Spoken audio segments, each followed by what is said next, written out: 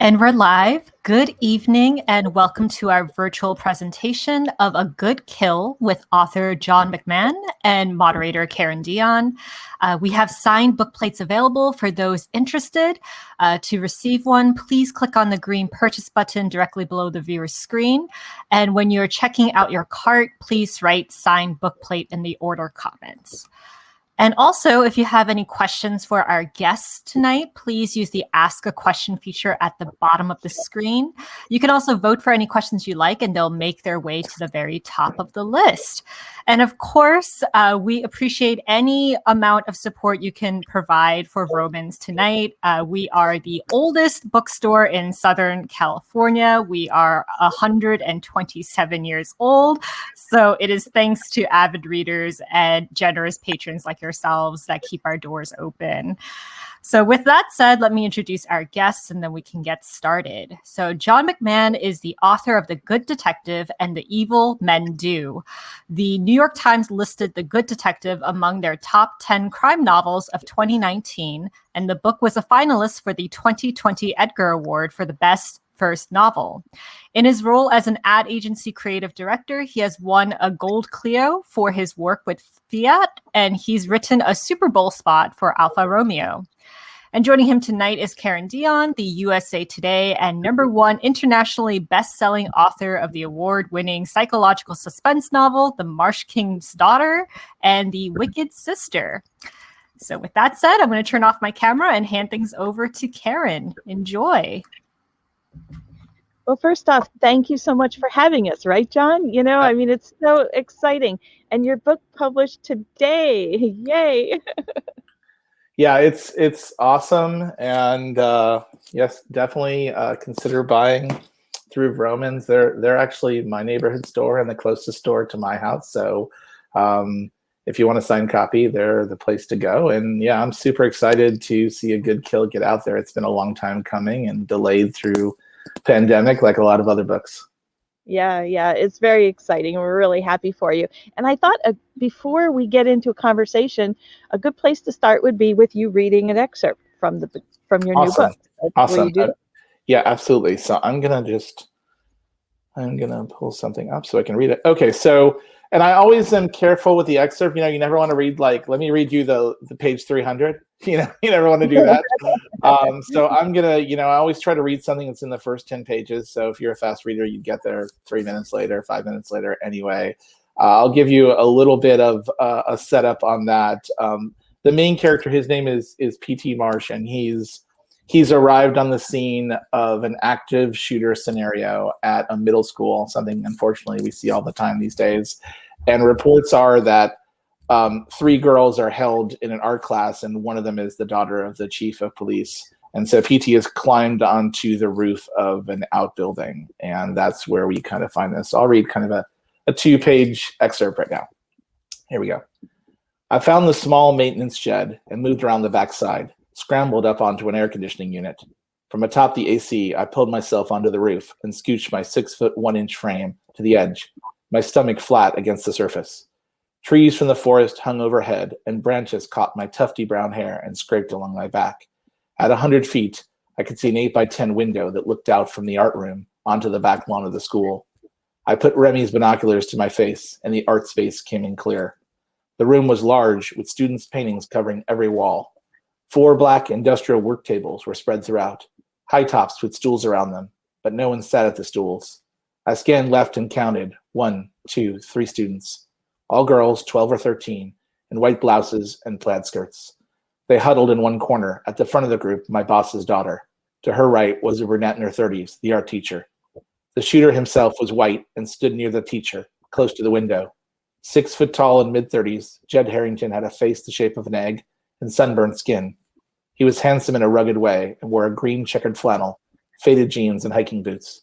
He looked more like a dad bringing his kid's forgotten permission slip to school. My cell buzzed, and I slid it close to my ear. I was lying prone on my stomach with a shotgun laid out in front of me. I held the binoculars with my free hand. You're not going to believe what I can see from here, I said to Remy. No sound came back at first, so I pulled the phone up and glanced at the screen. The number was blocked. Good afternoon, Detective Marsh, a man's voice came back, a voice I knew. The man on the other end was the highest-ranking public official in the state of Georgia, a man named Toby Monroe, Governor Monroe to folks who punched his name at the ballot box. I assume you're at the scene, Monroe said. The one I'm watching on TV? I am. Thank God, Monroe said. Someone I can trust. But the governor and I didn't have what I'd call a trusting relationship. Ours was one in which favors were traded, and I was in arrears, owing him a big one. What is it you need? I asked. I'm calling to expedite anything you need, he said, to make sure no children are hurt at that school. My eyes tracked the gunman pacing near the window. I hadn't seen his weapon yet, but the man's left hand was below the sill. Was he a lefty, or had he put the weapon down? I used my binoculars to scan the building at the far end of the school grounds. The structure had just finished construction. A vinyl banner was strung across the front of the library, and my eyes stopped on something etched into the stone above it. Your name, I said. It's on the building? That's not why I'm calling, Monroe said. But it couldn't be good. The Monroe family name on a building after this, whatever this was about to become? Marshy said, you remember you owe me one, right? So that's about three pages I condensed into two just for the purpose of not prattling on too long. But that's you know. That's awesome. And I just want to say, so I read an early copy of your novel and I just loved it. And the thing is, what I think is really excellent about the way you write is, yes, this is the third book in a series, but you don't have to read the other two first. You know, you just slide the reader so smoothly and so easily into the opening. I reread that opening, you know, in prep for our discussion tonight, and I thought the pacing was just perfect. You know, it was just unfolded exactly as you would imagine such a thing happening in real life. So well done. Yeah, that's really awesome. So going back a little bit, just tell us a little briefly about the series. And then, you know, we've had a sample of your newest book. So just a little bit about that.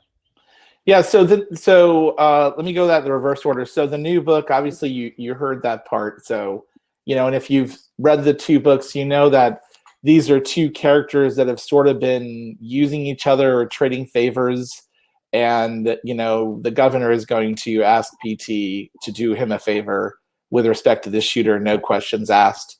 And the community is going to think PT is a hero for saving lives. But the main character has crossed so many lines, he kind of doesn't trust himself to know if there's more afoot here. Is he a hero to the community? Is there more? And that's sort of the starting point for like what is really like three investigations that go throughout the book. But like you said, it's also it's not the culmination of three books, but a lot of the questions in the first two books get answered here. And it's definitely, the three books definitely feel like kind of one storyline, you know, in terms of PT Marsh and Remy and their kind of personal arcs. And I think that started way back in the beginning of The Good Detective. I started laying down some details, some of which were kind of innocuous that could pay off in future books and readers might not notice them. And my editor was really supportive of this. I should say our editor, since Karen and I have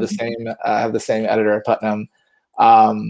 You know, so then as a series, you get to the middle of them. If you think of them as three books, the middle was almost the toughest because it's a process of stopping. It's like, what's the middle of a 3-book story look like? What doesn't get solved, you know? And that, I think, that was the hardest thing, you know, when you know where you're going, but you have to stop.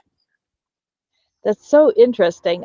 My books are standalones, and in some ways, I think that's harder because, you know, you have to start over again with a new world and new characters. But, you know, hearing you talk about the process for a series, that it sounds like it has its own challenges and even pitfalls. Yeah, I think it does. The cool thing is, you know, I guess part of that is the answer to me is not to address everything, right? Like, trust your subconscious, and that you're building. Some of these things are conscious you're building, and some of them may be unconscious things you're doing because you're trying to understand the arcs of these people. And I think that's also kind of the most gratifying thing is kind of developing character, right? So and these two characters to me are so much fun, but I go in and out. Like in the second book, in The Evil Men Do, and the last half of it, Remy is clearly my favorite character. And I would say in the last 75 pages, she's the protagonist. So it kind of switches a little. And that's it's a little different and a little it's a little non-traditional, but she's also a character you don't see a ton of. I think you're seeing more nowadays, but like she's a strong female black police officer, really physical, crack shot. She's working in a man's world, and I think I started to like really enjoy her because she almost has the moral authority in book 2, so much so that she starts to get to a place where she's not sure if she wants to work with the type of people like PT and the chief and the other people in the police department, and then you see that, we meet her in this book after a little bit of delay, and she's changed again. So that's what's kind of fun for me. Like, she's on a journey and PT's on a journey, Yeah, I think that's really awesome. And I think, as a reader, I like stories that don't just focus solely on one character. Yes, PT's the main character, but Remy is so important to the story as well, and she has her own story too. You mentioned our editor, that we have the same editor and so forth, and I interviewed him a year or so ago for Thriller Fest. It was an online interview in what editors are looking for, when they acquire a novel. And our editor said that one of the things he's looking for is he's looking for something that surprises him or really impresses him. And he says it could be classic, but perfectly done. And it's so good. You're just so impressed. He wants to know how they came up with this and how they think. And I think he was talking about your novels. I really do. Wow. Because in a way it's the classic detective story, but it's so well done. I mean, the New York Times called your book pretty much perfect, and I don't think it gets a lot better than that. Yeah. No, yeah, that was a great review. The people at Putnam were like, we would not have written it as nice about you. I was like, there was someone in publicity who said that. She's like, they would have thought we made it up. So yeah, it was really, that's fun. And one of our first meetings, he had talked about, I had said, hey, I've laid down some stuff and kind of hidden it. And I think he had said, okay, I think I know what one of them is, but tell me the others. And we talked about it. And so he was really supportive to that process. But I think like in this book, I think you start to think of these people as real. And I think of like Mason Falls as a real place. And you think of how people mature in their occupation. So, in this book, you start to see PT is a better person, and he's a better teammate, and he's less dishonest. And you see her kind of becoming more gray and less black and white. So it's like we're all going through these like stages, right? Like after so many years, you kind of get a little bit of wisdom, and you get some acceptance, and you have some compromise. And then you start drawing new boundaries of like what's okay and what's not okay. So I'm really trying to like honor like that they're like that too. Yeah. So you knew that where the series was going to end when you started it? I had some idea, but there's some things I like purposely didn't answer in my head because I was like, oh, you kind of have an idea, like it's something like this, but you don't know what it's exactly like, and you don't want to know because you want to have certain surprises. And then I think some things just like you plant them and you start to think, wow, there must be someone smarter in my head than me, like planting something that I'm going to discover, like my subconscious is putting something there. But I think is the most exciting thing for a writer, when you're 2/3 or 3/4 of the way through the book and you get an idea, oh, I could do this. And you realize you laid the groundwork for it from the very beginning. And it's just almost magical how, your subconscious is working towards something and consciously you're not yet aware of it. It's very, very and fun. you hear so many writers talk about that same moment. Like I had one of the newest thing I'm working on the other day where I was like, well, isn't that weird? There's a parallel between that and that. And I was like, I start to think, I wonder if I knew that. Some part of me knew that, and I wasn't aware at the same time. Yeah, I think the creative process is very complicated. So you mentioned Mason Falls, and you mentioned that it's not a real place, and that was going to be one of my questions. Is it real or not? Why did you create a completely fictional town, and why did you set it in Georgia when you're not from Georgia? Yeah, so it's a good question, and definitely the first book I would get that a lot. First of all, so Mason Falls is not real. It's this fictitious place, and I've had to sort of develop out like what it looks like, and and I ended up having this really. I forget what convention. I think it was a BoucherCon or something, and I think it was Brian Panowich was talking about his books, and I raised my hand and said, "Do you have a map of this place?" Because in his book, it's very vertical. It's on a mountain. So I was like, "How does he do this?" And he told this funny story to the group about how he was at a restaurant in Montana, and the dinner menu, like the paper dinner menu, like had a mountain drawn, and he took it and started drawing on it. And I thought that was like so great as a story. And but for me, I don't know, I grew up in a lot of places. I was born in the Bronx. I lived in upstate New York, the Catskills, as a kid. We moved to Yuma, Arizona. I lived in Orange County, like up near LA in Southern California. Then I moved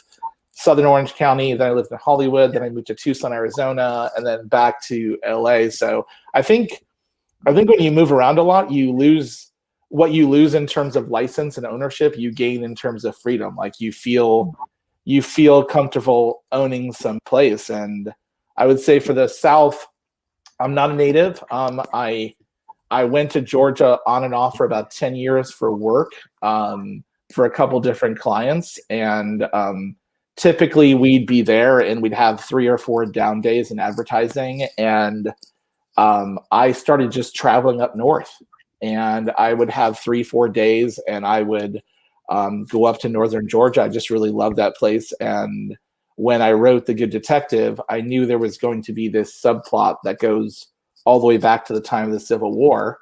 To me, since this area I was familiar, it was like, this is the obvious thing. But it does take a lot of work, a lot of research. Yeah. You were telling me that your daughter made a map. Are you able to share that? Yeah, let me try to put that up. So this was kind of funny, because after that story about Brian, I would just be scribbling on this really bad piece of this tiny little notepad. And then for Christmas, my daughter made this. So let me see if I can pull this up. I have a picture of it. We'll see if it works. Okay. Tell me if you can see that. Yes. That's Okay. Great. Look at that. So that's the map of Mason Falls, and you see on it, you can see sort of, this could be your companion to reading books.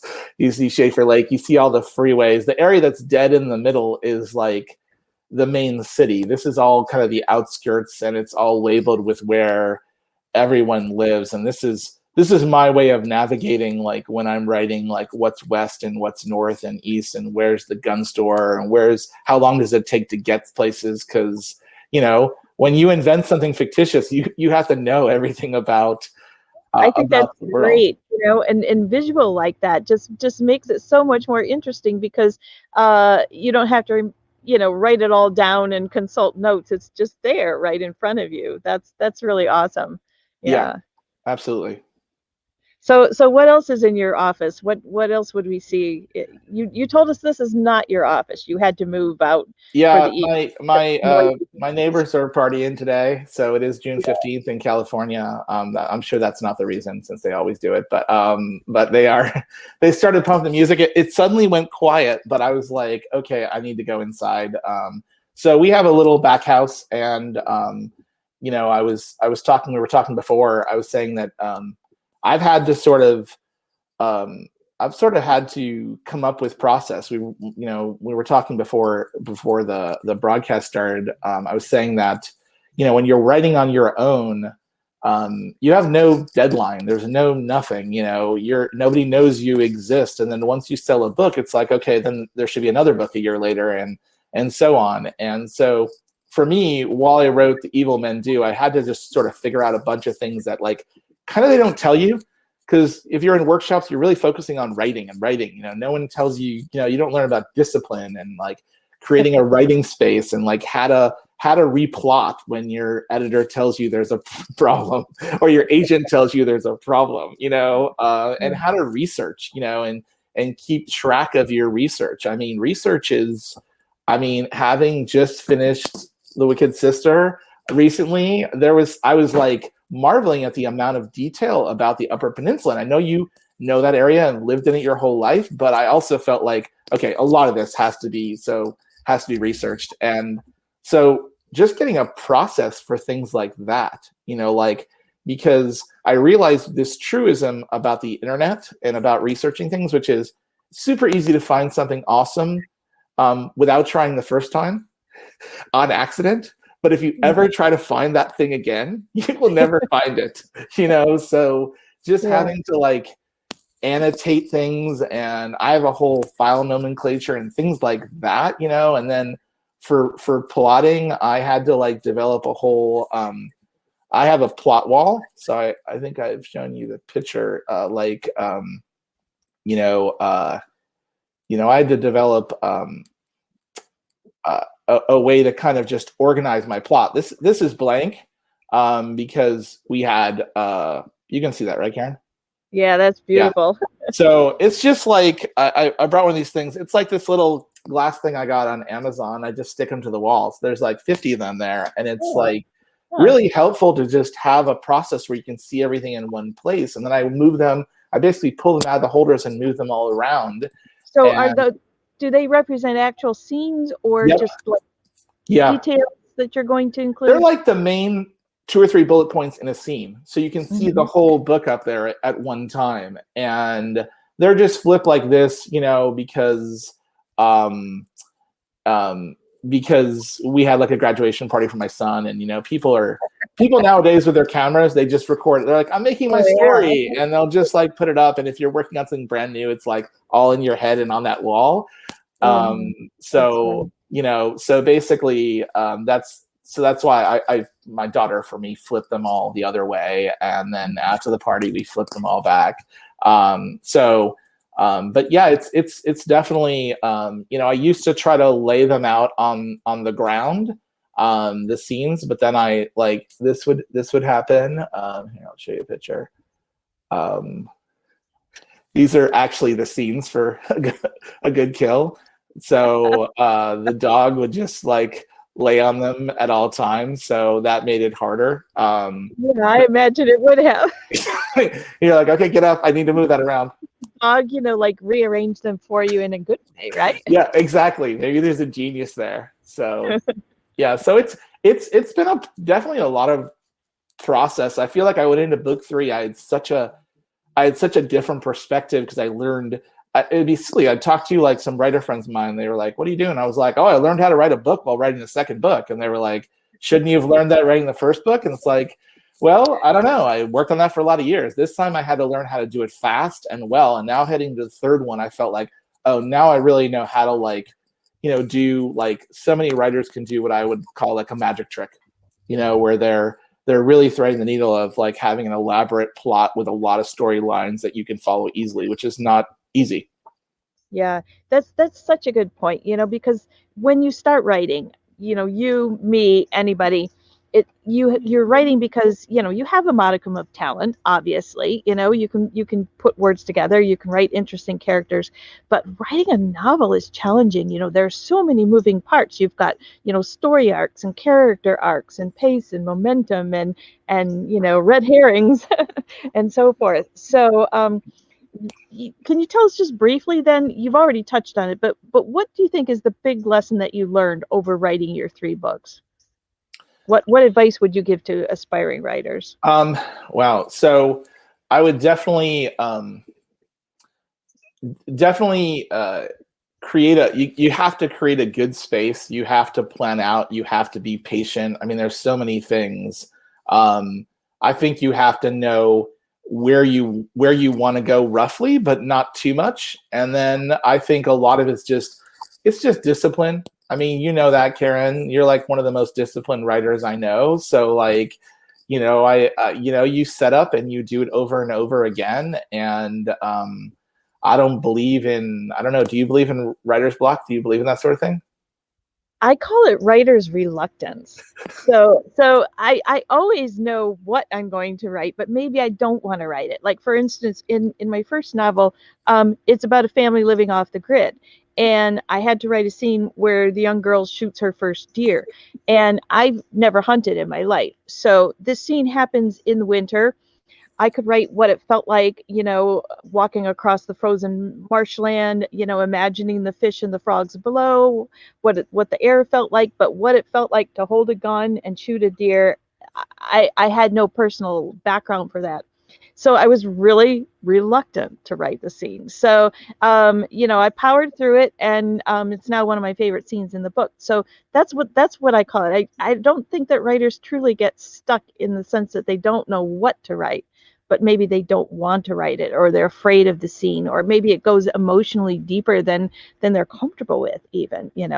Have you had an experience like that? Yeah, I mean, avoidance, I think we're just like professional avoiders. I'm really good at avoiding, like anything. If I find, like, if you see me like unloading the dishwasher, you just know there's a scene that I don't want to write. Because I hate unloading the dishwasher. Or I'm in like cleaning the dishes, and like my wife will look over and I'll be like, in my head, I'm like, she knows.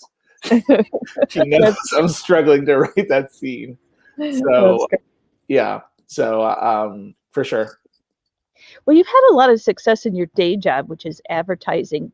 Does any of that translate into writing novels? I'm curious. I think the part that probably does is just two things, probably. Like, one, the collaboration, and two, the lack of ownership. Like, so everyone's, like, you get used to in advertising, you're writing something one day, and the same goes for a designer who's designing a piece. Someone else may pick that up later.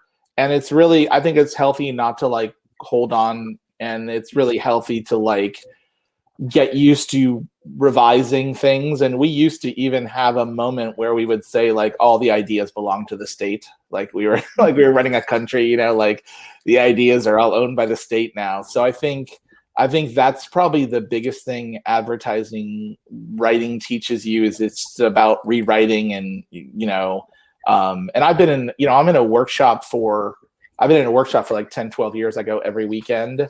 So I'm kind of used to that. But it definitely, like, you feel one gets the other better, and vice versa between the creative writing. And they're both different types of creative writing. It's really hard to write a TV spot, and you have to do some business at the back end. You have 18 seconds to sell someone a product that and they're going to be super resistant to buying, that you have to convince them of something. It's a really hard short form writing. It's very interesting, yeah. And a little bit of what you were saying about the collaborative effort reminds me about working with an editor. When our editor bought my novel, that was the first time I'd really worked with an editor. And I remember him saying that his goal, because people sometimes who don't know about as much about book writing think, oh, the editor's going to come in and they're going to change your things, but he told me, and he probably said the same thing to you, that his objective is to make the book the best version of itself that it can be. So he just only wants to make it better.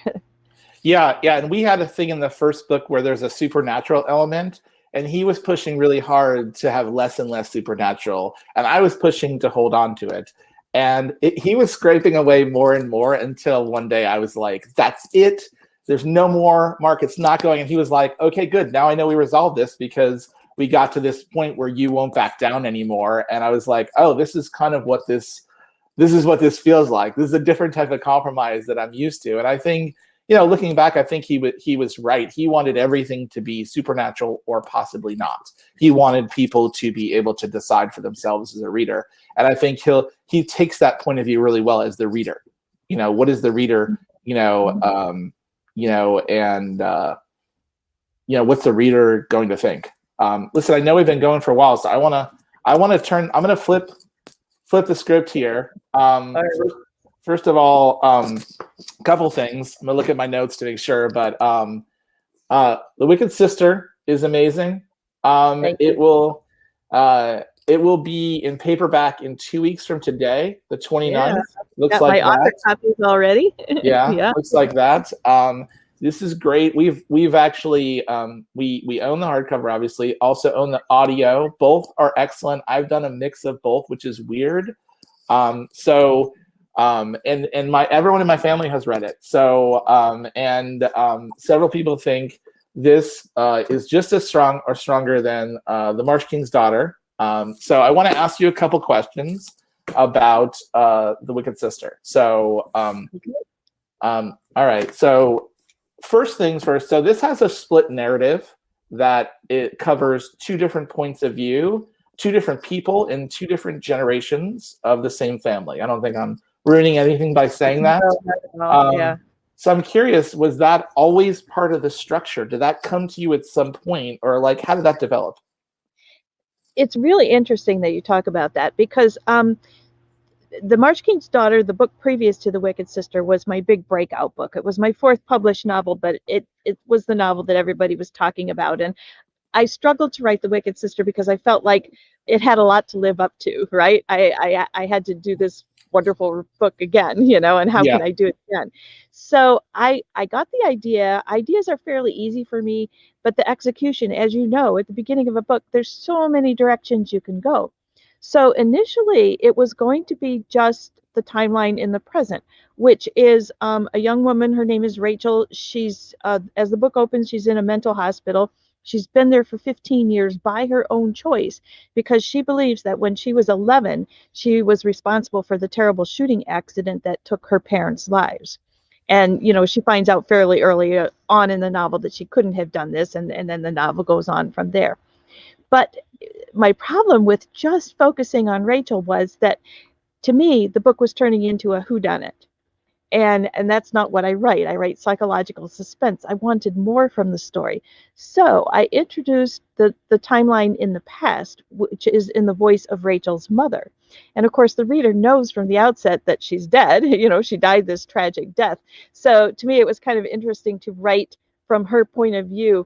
And I call the sections Now and Then, because I really feel like the past informs the present. And, it explains why we are where we are. I know in your novels, PT's past is critical to the story. And, as we've already talked about, you find out more over the course of the story of how that influences his choices, in the present. So it was not part of the story, but once I introduced that, wow, the story just flew. And to me, it added that element that was missing in the book all along. So yeah, that's really interesting that you asked that question. I was sure that was going to be the answer reading it. And in the audio, you have two different narrators also, Right. which is such a win for the audio version. I tell you, I started the book as a hardcover, read parts of the middle in audio, then you got to find where you are, and then we had the last so many pages in audio. Really weird experience, but everyone doesn't realize. So the chapters say, you probably can't see it, but we'll say, now Rachel, and then the chapter starts, or then Jenny, and the chapter starts. So it's a really it just builds so much tension because there are things that are known. That's what's interesting about the book to me, is that there are so many known elements, but yet it is super suspenseful at the same time. Oh, thank you. And deviating a little bit, you mentioned the audio. Maybe readers don't know this, but we get to audition the readers for our audiobooks. So, our publisher sends us some samples. In my case, they sent 3 narrators for each voice. And so I listened to the samples of them reading, and I picked out the one I liked best. But then I opened them in 2 separate windows, and I had them reading at the same time. Obviously, that was a jumble, but I wanted to hear how their voices would blend together. And so that was kind of cool. And it turned out the 2 that I picked were the ones that the audiobook editor had. Those were her number 1 choices too. So that was pretty fun, being able to audition for your narrator. Yeah, that's really fun. Now, both these have a sort of like evil how do we call it? Evil criminal geniuses in books. So what is your fascination with evil criminal geniuses? Are you secretly an evil criminal genius and we don't know? I had a very normal upbringing. I'm a nice person. Most people say, but I guess I'm fascinated. So in the Marsh King's Daughter, the antagonist is a narcissist, malignant narcissist, and in The Wicked Sister, I'm working with a psychopath, and I think it's because these make a good foil, for your hero. It just makes the book a little more black and white, and so also in both books the protagonist and the antagonist are family members, which I think makes for a more powerful story too. But I will say this, in the book that I'm working on now, there are no psychological deviations. It's just normal badness. That's funny. So, okay, so before we get to this, I'm going to put up a picture, which is really fun. Let me see if I can pull this up. I should say that, before I say this, I should say that, so I met Karen at a dinner, and she kind of leaned over halfway through dinner, had her phone, and said, "Check this out." And it was her book becoming a movie, and it was that they had just attached that day, I think, a director or a writer, and that's kind of the moment where you attach someone who has a big stature and who had done a lot of things.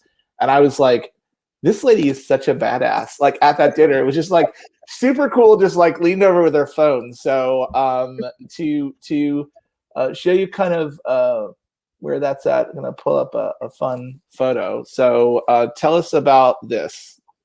You see that? Yeah. So this photo was posted yesterday on Instagram, and I just about fell over, because if you could enlarge that, which we can't, but you would see that this is a slate or a clapperboard for a movie, right? And the title of the movie is The Marsh King's Daughter. So they are actually filming my movie. Yesterday was the first day of filming up in Canada. The stars who are attached to the movie are just incredible. The main character, Helena, is going to be played by Daisy Ridley, who was Rey in Star Wars, and then her father, who's the antagonist, is being played by Ben Mendelsohn. He has a history of playing, wonderful, complicated villains, and I think they're both going to be amazing in the role. The movie is being produced by the production company that put out The Imitation Game and The Revenant, and the director, he directed the movie Divergent. So I'm rattling all these things off, and it just feels so surreal. And honestly, when I saw that picture, I was just speechless for the whole day. It's so amazing. I can't believe that the book that I conceived is being filmed right now as we speak. And I should add this too. So it's June. They're in Ontario in the swamp. The bugs are so bad. I hope they're not suffering too badly from black flies and mosquitoes. And what do you what time of year in the marsh? Every writer, any writer who's listening wants to know, like, what do you do? Do you get to contribute anything? Do you just get to watch? Like, what's the process? What do you? Well, I think it's different for people who have a film background. I do not. In fact, as I was writing The Marsh King's Daughter, I never even for 1 second thought about it being a movie. I was just writing a book and telling my story in book form. And the same day that my agent sent the manuscript to editors to see if anyone wanted to publish it, he told me, by the way, you also have a film agent. And honestly, my reaction was, I guess it could be a movie. So I'm like the last person that should be involved in making this into a movie, right? And I think if the people who were associated with the project were less talented, I might want to be more involved. But I know that their goal is to make a beautiful movie, and they have the talents and the skills and the resources to do it. So I'm happy just to give it over to them. And I know that it's going to be different than the book. It has to be, because it's a visual medium. And I read the script. There are a lot of changes. My dental hygienist, she's a big fan, and she was like, "Oh, is this scene going to be in the movie?" And I'm like, "No." And she's like, this scene going to be in the movie? And I'm like, no. But it still is the story. I'm really happy with it, and just can't wait to see it progress. That's awesome, and that talent is through the roof. And you have 2 Star Wars people actually in there. Yeah, now that's that I right. realize, and I think one of them, and I almost think there's a dad connection or something. I think I almost think Mendelsohn killed her father in Star Wars or something. I think that maybe I've got the characters mixed up. I might. Someone will correct me. Yeah. So yeah, it's a lot of. All right, so I haven't checked if there's questions or anything in the chat, and I don't know if Rira is watching that. So, yeah, so we have a few questions in the Ask a Question box. It's at the very bottom of the screen. I see it there. Yes. Okay. Okay. All right. Great. Let's go with the Ask a Question box. Can I pick my favorite one? Do I have to answer all? I'm just kidding. You have to answer them.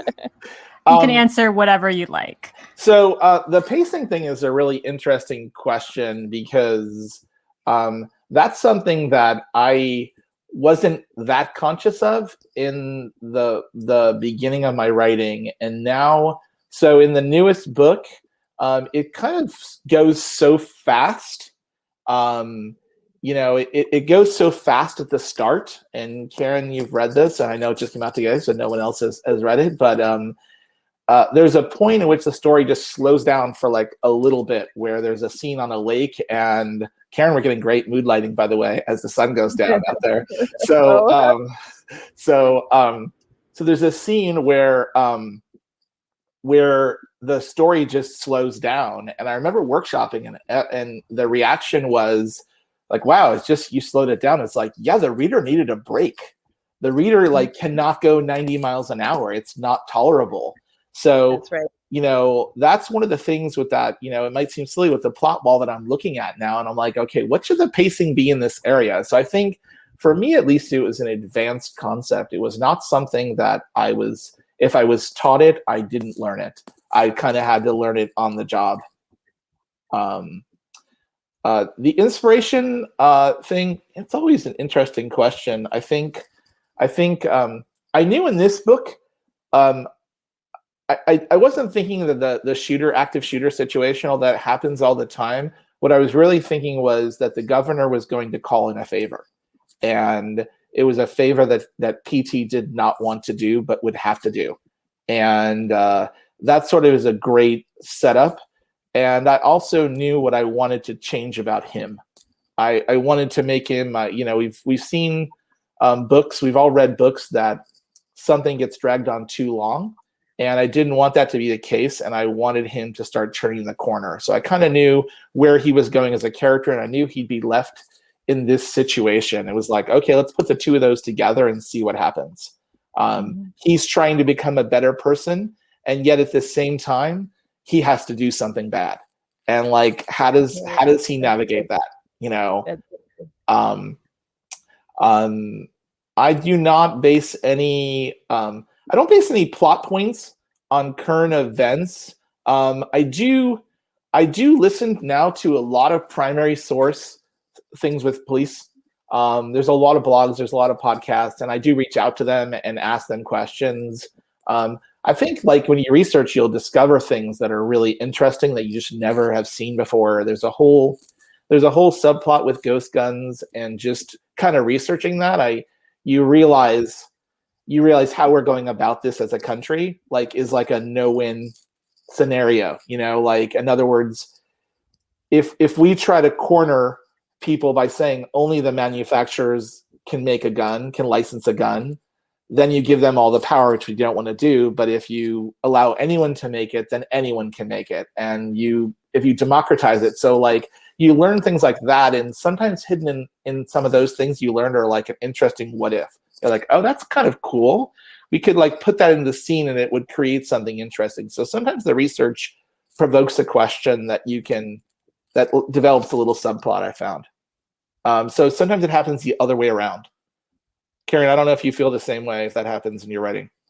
Yeah, I earlier when you asked about writer's block, I have found a lot of times that when the work is starting to feel stale, it's because I'm drawing too heavily on just my own knowledge. And so when I research a point, like you say, you learn something new, something cool, something that inspires a plot point. And I really think the research brings a lot to the story, more than just facts. Yeah, for sure. And I think, yeah, and there's another question about growing as a writer since the debut. Yeah, I think, whoops, I don't know how I just messed up my screen. Okay, I'm back. Definitely, I think I had this point of view early on that you're kind of about halfway through a book, you're the best writer you can be in that book. And the minute you start something new, you have the world is like the slate is clean and you can be a better writer than you were in the last book. And that's always the goal, is like, how do I get this stronger? And that's also, you read other people's work and you're like, damn, like I go, damn, how does Karen do that? Like, and I'm like, I need to work on that. Like, I literally brought something up in a workshop this past weekend. I was like, hey, I've been reading these 2 books and they're doing this thing. And that's what I want to be. That's what I want to get stronger at. So I think you have to like identify it and, and then go after it. But I also think the challenges. So right now, I'm working on something completely new. I'm kind of letting the town of Mason Falls take a break. There's been a lot of crime there. And I'm working on something completely new and different. And it definitely, it stretches you. And, and so it's like it's a high concept FBI ensemble thing, and it's completely different. And it's got a character that's really hard to write, and I find myself like some days I'm like back in the doghouse, like I'm not as good at this as I used to be because I got comfortable in the world of like PT and Remy and Mason Falls, and now I got to force myself to like write something really hard. But I know what's going to come out the other end is going to be better than this series, which is my goal. Like, okay, how do I jump forward to something else? That's also what like the publishing house wants, and everybody wants that. Yeah, I think we have time for one last question. I would love to just ask. Oh, this is not fair. One of these is for my daughter. I'm not going to answer that question. So I was going to ask Karen what she's working on lately. Oh, well, what we didn't really touch on was that both my novels are, you could call them wilderness psychological thrillers. They're set in Michigan's Upper Peninsula, where I lived for a lot of years. And, so the natural world is a big part of it. And in The Marsh King's Daughter, I'm dealing with the wetland or the marsh. And then in The Wicked Sister, it takes place in a forest, a beautiful, pristine forest.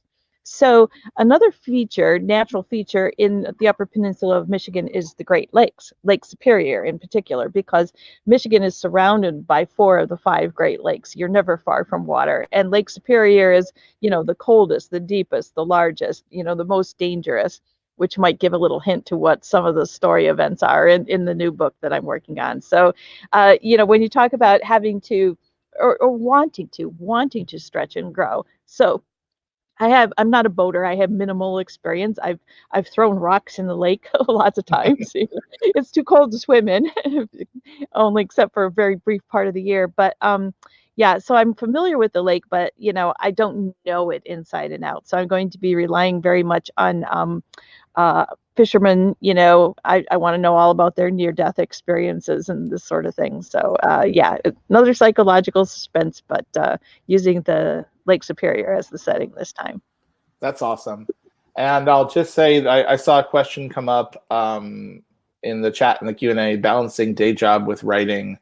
Yeah. Always really hard. I don't sleep that much, so I sleep less than other people, and I have a really good wife and good family that supports, and they will kick me out of the house and say, go write. And then, I go to bed. I used to, now they're going to open, I guess, back up now, but I used to go to restaurants and just sit there, and they would let me sit there and write, and I would have a pension for writing and embarrassing.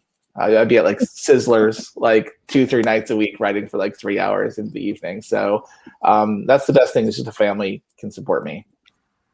Yeah, that's awesome. All right, so I think that that does it. Thank you so much again, John and Karen. This was such a lovely discussion, and thank you for all of those pictures. I thought, like I learned so much about your writing process in such a creative way. Again, thank you to all of those who tuned in tonight. If you would like a signed copy, we have signed book plates available. Just click on the green purchase button. It'll take you to our website, and when you're checking out your cart, just write signed book plate in the order comment so that we can reserve that for you. Also, for those who tuned in late, don't worry, a replay of this talk will be available after the broadcast ends. And I think that about does it. Thank you, everyone, and have a good night. Stay safe. All right. Okay. Thanks, everyone. Appreciate it. All right.